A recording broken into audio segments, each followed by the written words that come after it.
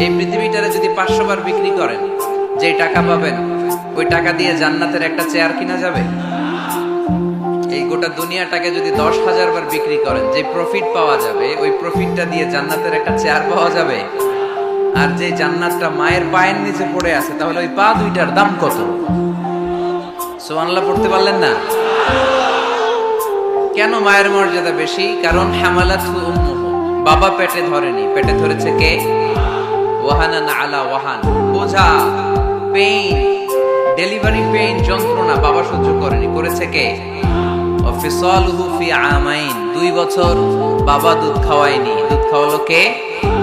বিষ্ণু বললেন লাউ কাতা'তা জিলদাক, জিলদুন মানে হচ্ছে স্কিন। বিষ্ণু বললেন তোমার স্কিন, চামড়াগুলো কেটে কেটে রোদে শুকিয়ে যদি জুতা বানাও দুইটা, আর ওই জুতাগুলো দিয়ে যদি মাকে উপহার দাও, যে মা আমার গায়ের চামড়া দিয়ে তোমাকে দুটো জুতা উপহার দিলাম, ওই জুতা পরেও যদি তোমার মা 1000 বছর হাঁটে, তাহলে ওই যে ছোটবেলায় কত লক্ষ ঢোক দুধ তুমি তোমার মায়ের বুক থেকে খেয়েছো, তার এক ঢোক দুধের শোধ আদায় হবে না। মা মা মা, তারপরে বাবা।